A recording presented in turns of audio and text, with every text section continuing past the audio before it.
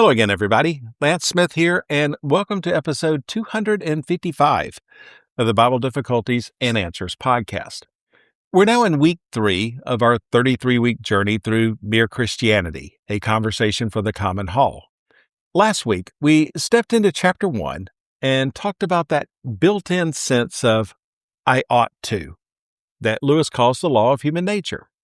This week, Lewis tackles the objections people usually raise right away, the yeah, but types of questions. Let me read you the opening so you can hear Lewis in his own words. If they are the foundation, I had better stop to make that foundation firm before I go on.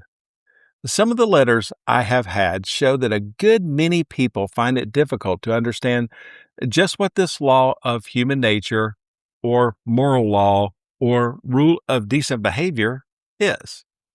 Okay, Lewis takes on the two biggest objections head on. The first objection, isn't the moral law simply our herd instinct? That natural desire to help others, like mother love or the instinct to run from danger? Lewis says no. When you hear a cry for help, you feel two instincts pulling at you. One to help, that's herd instinct, and one to stay safe, that's self-preservation. But there's a third thing inside you that says you ought to help even if you don't want to. That third thing is judging between the two instincts, so it can't be one of them. He uses a great piano analogy. The moral law tells us the tune we have to play. Our instincts are merely the keys. Okay, it's not one of the notes. It's the sheet music telling you which note to play and when. In other words, your instincts are like apps running in the background. But the moral law is the operating system, deciding which one gets priority. And sometimes the moral law tells you to strengthen the weaker instinct, to help the drowning man, even though you're scared. If it were just instinct, the stronger one would always win.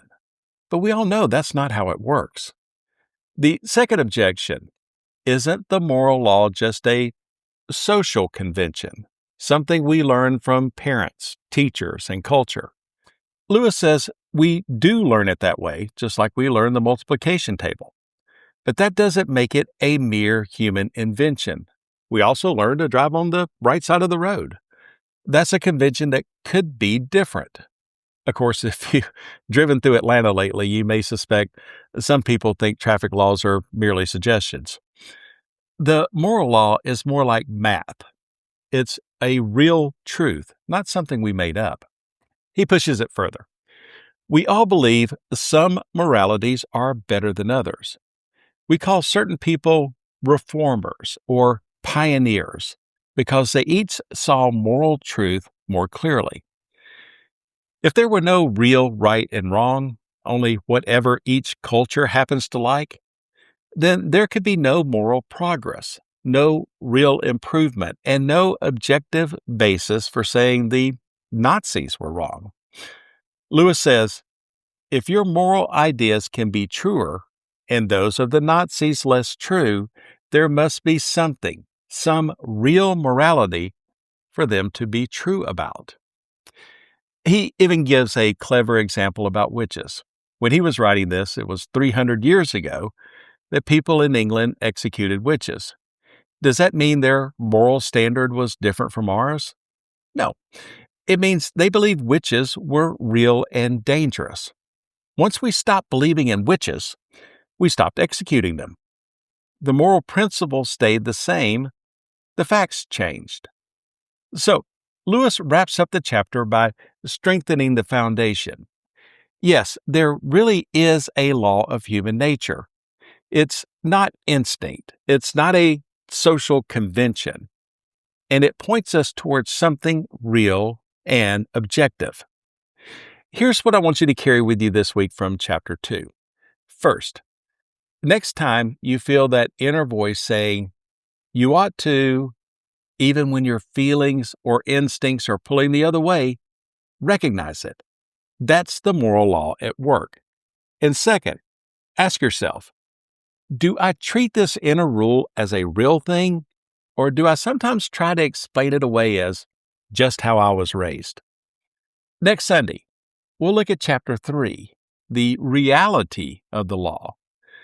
Lewis is going to press even further and ask what or who is behind this law that we all know but keep breaking.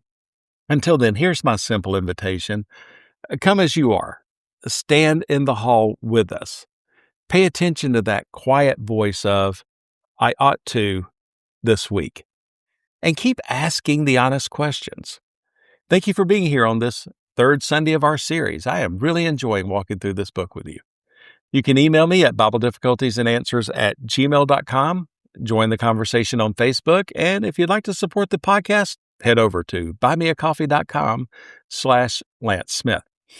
All episodes are archived at BibleDifficultiesAndAnswers.podbean.com. I'm Lance Smith, wishing you good health, good study, and God's richest blessings. So long, everybody.